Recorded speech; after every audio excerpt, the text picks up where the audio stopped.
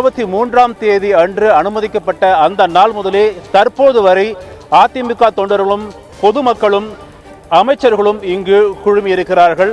அந்த காட்சியை நாம் தற்பொழுது காண்பிக்கலாம்.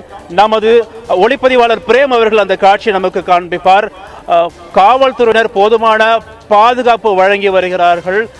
23ஆம் தேதி இரவு முதல் தற்பொழுது வரை அதிமுக தொண்டர்கள் காலை முதல் இரவு வரை விடிய உட்கார்ந்திருக்கும் காட்சிகளும் இங்கே காணலாம். அப்போலோ மருத்துவமனையின் இரு வழிகளும் காவல்துறையினுடைய கட்டுப்பாட்டுக்குள் கொண்டு வரப்பட்டு அவர்கள் 24 மணி நேரமும் இங்கு பாதுகாப்பு பணியில் ஈடுபட்டு வருகிறார்கள்.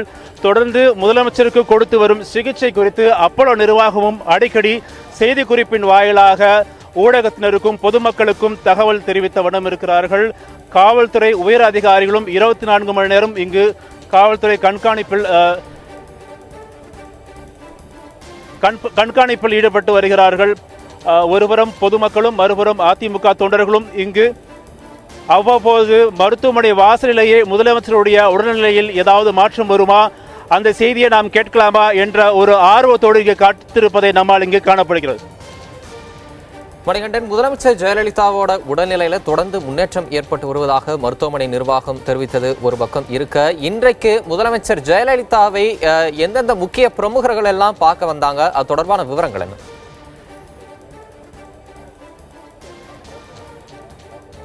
தம்பி தமிழரசு, இன்று காலை முதல் அனைத்து அமைச்சர்களும் அரசு அதிகாரிகளும் காவல்துறை அதிகாரிகளும் இங்கு முதலமைச்சர் ஜெயலலிதாவை காண வந்திருந்தார்கள்.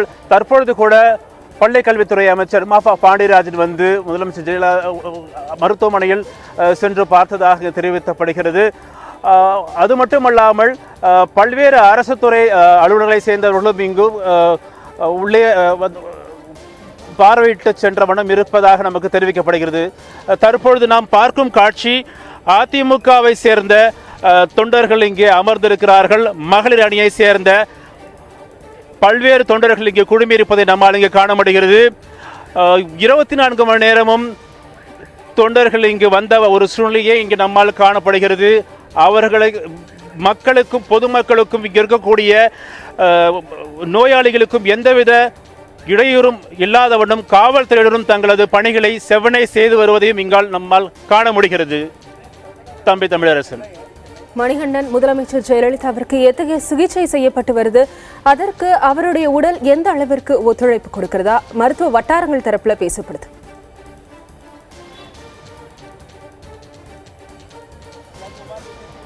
தற்பொழுது அப்போலோ நிர்வாகம் வெளியிட்டுள்ள இந்த செய்தி குறிப்பின்படி தமிழக முதலமைச்சர் ஜெயலலிதாவுக்கு கிருமி தொற்றுக்கான ஒரு மருத்துவம் கொடுக்கப்பட்டு வருவதாகவும் சுவாச பிரச்சனை எந்தவிதமும் இல்லாத வகையில் அதற்கான ஏற்பாடுகளும் செய்து வருவதாகவும் அதற்கு முதலமைச்சர் ஜெயலலிதாவுடைய உடல் ஏற்றுக்கொண்டு அதற்கான மருத்துவத்தை அப்போலோ நிர்வாகம் செய்யப்பட்டு வருவதாகவும் தெரிவித்திருக்கிறார்கள்.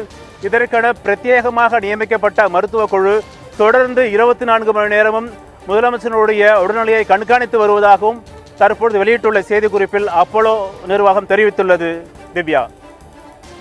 மணிகண்டன், முதலமைச்சரோட உடல்நிலையிலே தொடர்ந்து முன்னேற்றம் ஏற்பட்டு வருவதா மருத்துவமனை நிர்வாகம் சொன்னது. அங்க இருக்கிற அதிமுக தொண்டர்கள் நிர்வாகிகளுக்கு தெரிஞ்சிருக்கா? இது தொடர்பா அவங்க என்ன சொல்றாங்க?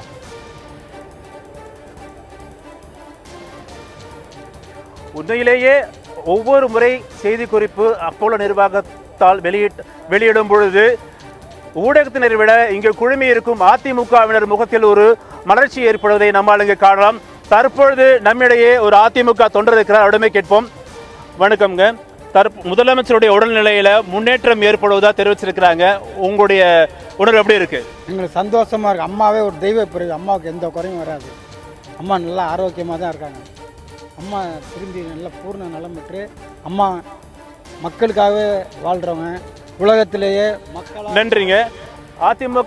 அதிமுக தொண்டர்களுடைய இந்த பூரிப்பை நம்மால் இங்கு காண முடிகிறது. ஒவ்வொரு முறையும் மருத்துவமனையிலிருந்து பிரசிடென்ட்ஸ் வரும்பொழுது அவர்கள் அந்த ஆர்வத்தை காட்டுவதை நம்மால் இங்கு காண முடிகிறது. திவ்யா.